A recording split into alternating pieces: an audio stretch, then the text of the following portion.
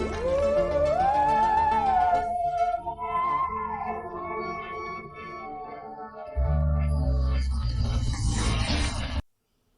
Morning and welcome to the Tar education friends. Tar education की daily current affairs class में मैं प्रकाश कुमार आप सभी का स्वागत करता हूं। आज है 1 सितंबर 2021। देखेंगे हम लोग अब तक के सभी महत्वपूर्ण करंट अफेयर्स जो आपके आगामी सभी परीक्षाओं के लिए अति महत्वपूर्ण होंगे। साथ में देखेंगे ज़्यादा से ज़्यादा एक्स्ट्रा फैक्ट्स जो आपको औरों से आगे रखेगा। इस क्लास का पीडीएफ आप टार एजुकेशन के वेबसाइट और इन सभी प्लेटफॉर्म से डाउनलोड कर सकते हैं। सभी का लिंक डिस्क्रिप्शन बॉक्स में दिया हुआ है। यहाँ प्रश्न हिंदी इंग्लिश दोनों में है। आपसे आग्रह है कि क्लास अंत तक अटेंड करें, तभी आपको इस क्लास का महत्व पता चलेगा। और क्लास परीक्षा उपयोगी लगे तो प्लीज़ वीडियो को लाइक कर दें, ज़्यादा से ज़्यादा शेयर करके टार एजुकेशन का सहयोग करें। और चैनल पर आप नए हैं या चैनल को अब तक सब्सक्राइब नहीं किए हैं तो अभी सब्सक्राइब बटन दबा दें, और पहले से सब्सक्राइब कर लिए हैं तो आपका बहुत बहुत धन्यवाद। तो चलिए बिना देर किए शुरू करते हैं आज का क्लास। पहला प्रश्न है, which initiative has been recently launched by e commerce company Amazon in association with tribes India. हाल ही में e commerce company Amazon tribes India के साथ मिलकर कौन सी पहल लॉन्च किया है? सही जवाब है कारीगर मेला।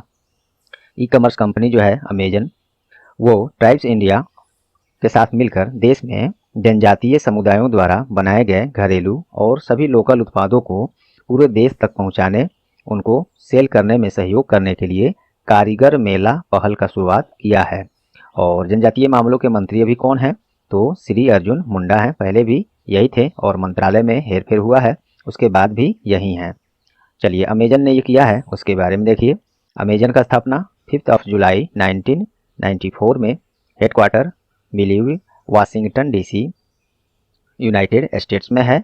और सीईओ इसके वर्तमान में एंडी जस्सी हैं। इससे पहले जेफ बेजोस थे, अब वो नहीं हैं, अब हैं एंडी जस्सी अमेजन के सीईओ। चलिए बाकी ऑप्शन देखिए। निर्यातक बनो अभियान, ये किसके द्वारा शुरू किया गया है? तो हाल ही में राजस्थान सरकार द्वारा राज्य के व्यापारियों के लिए अभियान शुरू किया है, उसी का नाम है निर्यातक बनो अभियान। इसमें जो भी कारोबारी हैं राज्य में, छोटे बड़े मध्यम सब, वो अपने कारोबार का विस्तार विदेशों तक कर सकें, इसलिए सहायता राज्य सरकार करेगी। उसी के लिए यह अभियान निर्यातक बनो अभियान शुरू किया है राजस्थान सरकार ने। राजस्थान का राजधानी जयपुर। फॉर्मेशन ईयर क्या है? 30 मार्च 1949 राजस्थान का। और मुख्यमंत्री अशोक गहलोत हैं और राज्यपाल कलराज मिश्रा हैं। चलिए, गति शक्ति ये क्या है? तो हाल ही में प्रधानमंत्री श्री नरेंद्र मोदी के द्वारा समग्र बुनियादी ढांचे के विकास के लिए एक योजना लॉन्च किया है। यहाँ टेक्स्ट फॉर्म में देखिए मोदी जी ने समग्र बुनियादी ढांचे विकास के लिए योजना लॉन्च किए हैं, गति शक्ति। इसमें क्या होगा? तो इस गति शक्ति पहल के द्वारा देश के युवाओं के लिए रोजगार के अवसर पैदा करेगी और समग्र बुनियादी ढांचे विकास में मदद करेगी। और इसमें खासकर विश्व स्तर पर प्रतिस्पर्धी बनने में स्थानीय निर्माताओं को मदद करेगी और भविष्य में नए आर्थिक क्षेत्रों की संभावनाओं की भी खोज करेगी, विकसित करेगी। तो ये गति शक्ति केंद्र सरकार का योजना है, इसलिए लॉन्च किया गया, ये ध्यान रखेंगे। अगला ऑप्शन है स्माइल। ये क्या है? तो ये भी देखिए सरकार का ही, ये केंद्र सरकार का ही ये भी योजना है। पहले से जो चल रहा था योजना भिखारियों और ट्रांसजेंडरों के लिए, उसको मर्ज करके एक नया योजना लॉन्च किया गया है, उसी का नाम है स्माइल। इसमें क्या होगा? तो भिखारियों के लिए कल्याणकारी उपायों जैसे उनके पुनर्वास, कौशल विकास, चिकित्सा सुविधा, शिक्षा, आर्थिक सहायता इत्यादि, इस तरह से अन्य और भी सहायता करने का प्रावधान है इस योजना में। तो केंद्र सरकार का है भिखारियों के लिए कौन सी? स्माइल योजना। अच्छा, सामाजिक न्याय और अधिकारिता मंत्री अभी कौन है? तो डॉक्टर वीरेंद्र कुमार। इसके पहले थावरचंद गहलोत थे, जो कि अब कर्नाटक के राज्यपाल बनाए गए हैं। तो इस तरह से आप भी छोटे छोटे फैक्ट जो कि एग्जाम्स के लिए ज़रूरी हैं, आपको भी इसी तरह से याद होने चाहिए। चलिए, तो सभी ऑप्शंस हो गए। तो चलिए दोस्तों, पहले प्रश्न से इतने सारे फैक्ट्स, ऑप्शन में भी उतने सारे फैक्ट्स आपको मिले। उम्मीद करता हूँ इस तरह से क्लास आपको पसंद आई होंगी और इसमें और बहुत कुछ बदलाव किया जा सकता है, जो कि आप लोग के सहयोग अगर बढ़ा आप लोग करते हैं तो आगे चल के हम लोग को भी मोटिवेट हो हम लोग होंगे और इससे बेहतर और अन्य जो भी मटेरियल्स अभी लाना शुरू किया जाना है वो जल्द से जल्द हम लोग शुरू करेंगे। तो आप लोग से अपेक्षा है कि टायर एजुकेशन का सहयोग करेंगे लाइक्स और शेयर करके। चलिए अगला प्रश्न देखते हैं। हाल ही में प्रतिष्ठित AANS अवार्ड पाने वाले पहले भारतीय बन गए हैं, कौन बने हैं? तो सही जवाब है बसंत मिश्रा। ये अवार्ड का फुल फॉर्म देखिए क्या है, AANS। ये है American association of neurological surgeons. इसी में इनको इसके थ्रू इनको life time international life time achievement award ये से सम्मानित किया गया है। और ये अपने देश में उड़ीसा राज्य के रहने वाले हैं, वहीं पे इनका जन्म हुआ है। और ये अवार्ड आंस अवार्ड पाने वाले पहले न्यूरोलॉजिकल सर्जन बन गए हैं। तो पहले हैं तो काफ़ी इंपॉर्टेंट है, ये सब आप लोग याद रखेंगे। और ये अवार्ड अमेरिकन अवार्ड है, इसी में American association of neurological surgeons, इसके अंतर्गत international life time achievement award ये इनको दिया गया है बसंत मिश्रा को, और ये पहले भारतीय हो गए। चलिए बसंत मिश्रा जो है, एक और इनके साथ बहुत बड़ी फैक्ट है याद रखने वाली, कंप्यूटर गाइडेड न्यूरिज्म सर्जन करने वाली दुनिया के पहले सर्जन भी हैं। ये बहुत बड़ी उपलब्धि इनके नाम है और सब भी। चलिए बाकी ऑप्शन देखिए। मोहम्मद आजम, इनको ये क्यों न्यूज में है, तो इनको हाल ही में राष्ट्रीय युवा पुरस्कार से सम्मानित किया गया है, किनको? मोहम्मद आजम को। और श्री महात्मा गांधी, इनको एक सेकंड दोस्तों, लाइट थोड़ा इंक्रीज करना पड़ेगा, विजिबिलिटी कम हो रही है। चलिए मोहम्मद आजम को अभी हाल ही में राष्ट्रीय युवा पुरस्कार से सम्मानित किया गया है। और श्री महात्मा गांधी ये भी अपने बापू हैं, क्यों न्यूज में रहे हैं, तो अमेरिका का एक अमेरिकन कांग्रेस गोल्ड मेडल एक होता है, अमेरिकी कांग्रेस का स्वर्ण पदक हिंदी में कहेंगे, ये पुरस्कार अमेरिकन संसद में प्रस्ताव पेश किया गया है श्री महात्मा गांधी को देने का। अगर वो पास हो जाता है तो ये पुरस्कार पाने वाले महात्मा गांधी पहले भारतीय बनेंगे जिनको अमेरिकन कांग्रेस का स्वर्ण पदक प्रदान किया जाएगा, क्योंकि ये अमेरिकन कांग्रेस का स्वर्ण पदक अमेरिका का सर्वोच्च नागरिक सम्मान है, पुरस्कार है। तो ये अभी मिला नहीं है, प्रस्ताव पेश हुआ है, यदि मिलता है तो इनको देने का ऐसे प्रस्ताव पेश हुआ है, इसलिए ये न्यूज में है, तो ध्यान रखेंगे। और बाबू राम ये कौन है, इनको राष्ट्रपति श्री रामनाथ कोविंद के द्वारा जो हाल ही में स्वतंत्रता दिवस के पूर्व संध्या पर यह सब अनाउंसमेंट होता है, 144 वीरता पुरस्कार प्रदान किया, उन्होंने घोषणा किया, सब सूची जारी की गई। तो उसमें अशोक चक्र किसे मिला, तो ये वही हैं बाबू राम, इनको मरणोपरांत अशोक चक्र से सम्मानित किया गया है। और ये जम्मू कश्मीर पुलिस में ASI थे। और ये तो हो गया, इनको अशोक चक्र मिला बाबू राम को। कीर्ति चक्र भी दूसरा सबसे बड़ा सर्वोच्च सम्मान है सेना में, डिफेंस में। तो इनको कीर्ति चक्र किनको दिया गया, तो ये दिया गया है अल्ताफ हुसैन भट्ट, ये इनको भी मरणोपरांत दिया गया है अल्ताफ हुसैन भट्ट को, जो जम्मू कश्मीर पुलिस में वो भी कांस्टेबल थे। यहाँ टेक्स्ट फॉर्म में भी देख लीजिए, तेलंगाना। देखिए बाबूराम को अशोक चक्र मरणोपरांत, वो पुलिस ASI थे जम्मू कश्मीर में। और कीर्ति चक्र मिला है अल्ताफ हुसैन भट्ट को, मरणोपरांत थी, ये भी जम्मू कश्मीर पुलिस में कांस्टेबल थे। तो कीर्ति चक्र अल्ताफ हुसैन भट्ट और अशोक चक्र बाबूराम, ये दोनों। ऐसे तो 144 वीरता पुरस्कार अनाउंसमेंट हुआ, लेकिन उसमें सभी याद रखना आपके बस की बात भी नहीं है, पूछेगा भी नहीं। तो आपको ये दोनों कम से कम और कुछ और सूची जो कि टायर एजुकेशन के वेबसाइट पर है, वहाँ से आप लोग पढ़ लेंगे। ओके चलिए नेक्स्ट देखते हैं, सभी ऑप्शंस हो गए। अगला प्रश्न है, हाल ही में कहाँ खानाबदोश महोत्सव, इंग्लिश में इसको नोमैडिक फेस्टिवल कहते हैं, कहाँ मनाया गया है, तो ये मनाया गया है लद्दाख में। लद्दाख के चांगथांग क्षेत्र के कोरजोक में 2 दिवसीय खानाबदोश महोत्सव अर्थात नोमैडिक फेस्टिवल का आयोजन किया गया और इसका उद्घाटन किया वहाँ के उपराज्यपाल कौन है, RK माथुर के द्वारा। ये क्यों किया गया, तो इसका मुख्य उद्देश्य जो है राज्य में पर्यटन को बढ़ावा देने और वहाँ की संस्कृति को दर्शाने हेतु ये प्रत्येक वर्ष मनाया जाता है।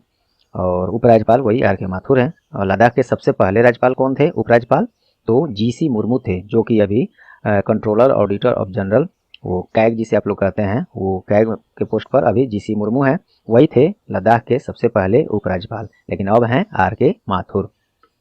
तो ये हो गया। अब चलिए बाकी ऑप्शन देखते हैं। लेह में, लद्दाख लेह 2 ऑप्शन एक ही राज्य से आ गया, चलिए कोई बात नहीं, दोनों से लेकिन दो आपको 2 जानकारियाँ जरूर मिलेंगी, ये मैं ध्यान नहीं दे पाया है। लेह में हाल ही में एक प्रश्न है, देखिए न्यूज का करंट अफेयर्स का ही है हेमिस महोत्सव हाल ही में कहाँ मनाया गया है? तो वो भी लेह में ही मनाया गया है।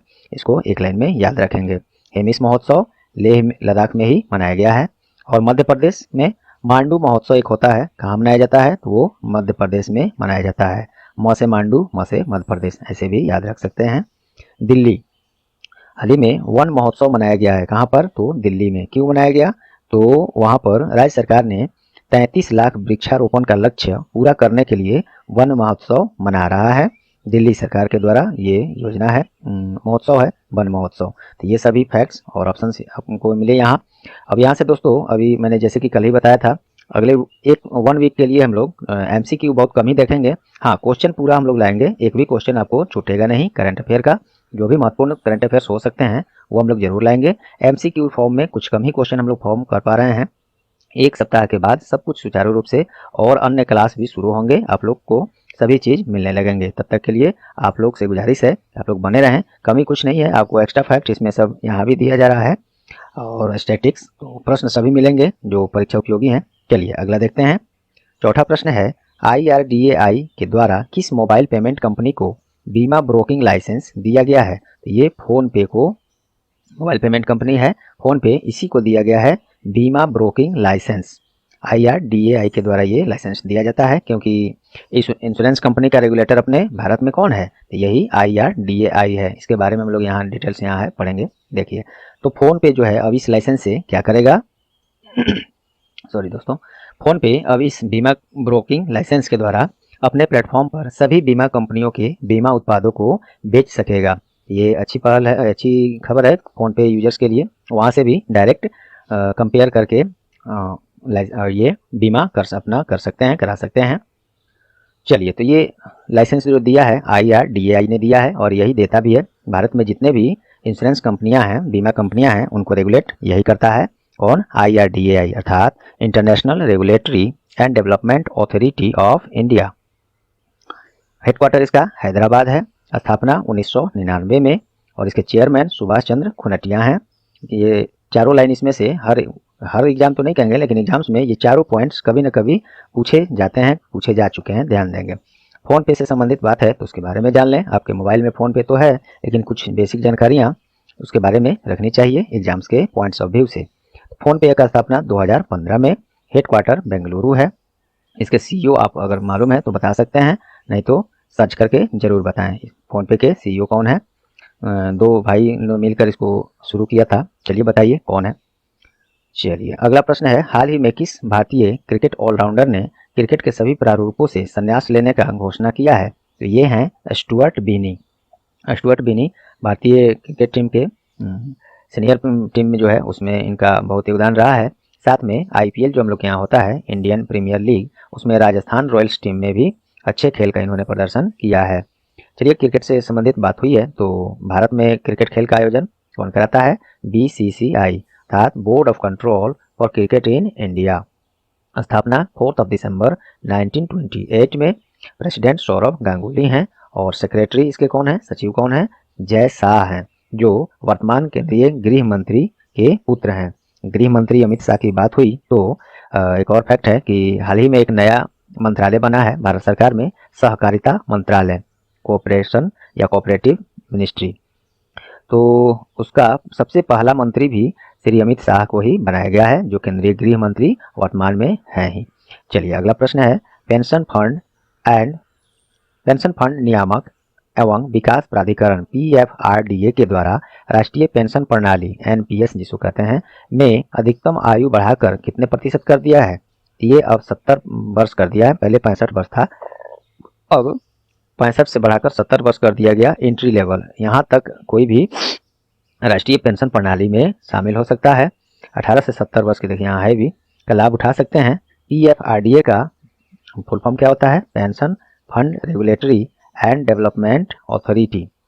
क्या होता है ये NPS, राष्ट्रीय पेंशन प्रणाली? देखिए, शुद्ध भाषा में मैंने आसान भाषा में यहाँ अपनी भाषा में जुड़ के यहाँ लिखा हूँ। यह एक स्वैच्छिक परिभाषित योगदान सेवानिवृत्ति बचत योजना है, जिसे ग्राहकों को अपने कामकाजी जीवन के दौरान, जब जो कोई भी अगर पेंशन ये कोई जॉब कर रहे हैं, प्राइवेट, सरकारी या कोई बिजनेस ही कर रहे हैं, तो भी आप ये NPS ले सकते हैं। दौरान व्यथित बचत के माध्यम से अपने भविष्य के बारे में इष्टतम निर्णय लेने में सक्षम बनाने के लिए यह डिजाइन किया गया है। आप अपने जो भी इनकम है उसमें से कुछ बचाकर आप एनपीएस में इन्वेस्ट कर सकते हैं प्रति महीना, और सेवानिवृत्ति के समय या समय जब इसका लास्ट 75 वर्ष हो जाता है, जब पूरा हो जाता है, तो आपको वही आय के रूप में प्रदान करता है और आपकी बुढ़ापे की जो भी समस्याएं हैं, ज़रूरतें हैं, वो उससे पूरा हो सकती हैं। तो बहुत अच्छी ये स्कीम है, इसमें कोई भी आप लोग भी इसमें इन्वेस्ट कर सकते हैं। खासकर जॉब करने वाले लोग इसको तो करते ही करते हैं। चलिए अगला है, हाल ही में जाने माने पूर्व क्रिकेटर और कोच का निधन हो गया है। उनका नाम क्या है? तो वह है वासु परांजपे। इनका ये पूर्व भारतीय क्रिकेटर भी हैं और जाने माने कोच भी रहे हैं। कोच में तो ये खासकर सचिन तेंदुलकर, सुनील गावस्कर, राहुल द्रविड़, रोहित शर्मा जैसे क्रिकेटरों को ये प्रशिक्षण दिए हैं। तो चर्चित व्यक्ति हैं वासु परांजपे, इनका देहांत हो गया है। नेक्स्ट, हाल ही में भारत और जर्मनी के बीच संयुक्त नौसैनिक अभ्यास का आयोजन कहाँ किया गया है? तो आदन की खाड़ी में। कहाँ है ये? तो हिंद महासागर में, यमन के पास है ये आदन की खाड़ी, और ये संयुक्त समुद्री अभ्यास, इसका आयोजन यहाँ किया गया है भारत और जर्मनी के नौसैनिकों के द्वारा। भारत की तरफ से INS त्रिकंद भारतीय नौसेना का प्रतिनिधित्व किया है। आइए इंडियन नेवी के बारे में देख लेते हैं, भारतीय नौसैनिक के बारे में। तो इसका स्थापना 26 जनवरी 1950 में, और अभी एडमिरल कौन है? करमबीर सिंह, एडमिरल करमबीर सिंह है Indian navy chief. Vice chairman कौन है? चीफ कौन है? NS घोरमड़े हैं। और नेवी दिवस कब मनाया जाता है? नौसेना दिवस, तो 4 दिसंबर को। चलिए नेक्स्ट, हाल ही में जाने माने बंगाली लेखक का निधन हो गया है। उनका नाम क्या है? बुद्धदेव गुहा। इनका हाल ही में निधन हुआ है, बंगाली राइटर हैं। इनके बहुत चर्चित अन्य बुक्स भी कुछ रहे हैं, कुछ पुरस्कार भी मिले हैं, लेकिन वो सब मुझे नहीं लगता पूछेगा। आप बस ये हाल ही में ये बंगाली लेखक हैं, इनका निधन हो गया, ये पूछा जा सकता है, याद रखेंगे, बुद्धदेव गुहा। हाल ही में केंद्रीय मत्स्य पालन, पशुपालन और डेयरी मंत्री के द्वारा किसानों की सहायता के लिए कौन सी वेब पोर्टल लॉन्च किया गया है? तो यह है ई गोपाला वेब पोर्टल। इसके द्वारा क्या होगा? किसानों को विभिन्न जानकारियाँ, वास्तविक समय पर विभिन्न जानकारियाँ, उनके आय में वृद्धि, पशुओं की बेहतर उत्पादकता, पशुओं की स्वास्थ्य और पोषण संबंधी सहायता के लिए ई गोपाला मोबाइल ऐप और वेब पोर्टल लॉन्च किया गया है इस मंत्रालय के द्वारा। कौन है अभी केंद्रीय मत्स्य पालन, पशुपालन और डेयरी मंत्री? तो पुरुषोत्तम रुपाला हैं। चलिए अगला है, हाल ही में किस दिन पहली बार अफ्रीकी मूल के लोगों के लिए अंतर्राष्ट्रीय दिवस मनाया गया है? तो इस बार 31 अगस्त को मनाया गया है। जो पहली बार ये दिवस मनाया जा रहा है, तो वेरी इंपॉर्टेंट हो सकता है आपके एग्जाम के लिए। ये जो है संयुक्त राष्ट्र के पहल पर पहली बार दुनिया भर में अफ्रीकी डायस्पोरा को, समुदाय को असाधारण योगदान को बढ़ावा देने और अफ्रीकी मूल के लोगों के खिलाफ सभी प्रकार के भेदभाव को खत्म करने के उद्देश्य से इस बार पहली बार 31 अगस्त 2021 को यह दिवस मनाया जा रहा है। क्या नाम है? तो अफ्रीकी मूल के लोगों के लिए अंतर्राष्ट्रीय दिवस। यूनाइटेड नेशन के पहल पर है ये, उसके बारे में देख लीजिए। यूनाइटेड नेशन अर्थात संयुक्त राष्ट्र स्थापना 24 अक्टूबर 1945। हेड क्वार्टर इसका मुख्यालय न्यूयॉर्क है। सेक्रेटरी जनरल कौन है? Antonio Guterres. चलिए क्वेश्चन ऑफ द डे आज का देखते हैं। हाल ही में किस दिन अंतर्राष्ट्रीय परमाणु परीक्षण निषेध दिवस मनाया गया है? कल ही के क्लास में इसको कराया गया है। आप इसका आंसर कमेंट बॉक्स में जरूर दें, जैसे रोज देते हैं आप लोग। चलिए तो दोस्तों, उम्मीद करता हूँ आज का क्लास आप लोग को परीक्षा उपयोगी लगी होंगी। यदि हाँ, तो प्लीज़ वीडियो को लाइक कर दें और प्लीज़ वीडियो को शेयर करके स्टार एजुकेशन का सहयोग करें। और यदि आप चैनल पर नए हैं या चैनल को अब तक सब्सक्राइब नहीं किए हैं, तो अभी सब्सक्राइब बटन दबा दें। और यदि पहले से सब्सक्राइब कर लिए हैं, तो आपका दिल से बहुत बहुत धन्यवाद। चलिए, और बेल आइकन भी साथ में दबा दें, जिससे आगे आने वाले सभी महत्वपूर्ण क्लास के नोटिफिकेशन आपको सबसे पहले मिले। तो ये रहा आज का क्लास। मिलते हैं अगले महत्वपूर्ण क्लास में। तब तक के लिए goodbye, all the best.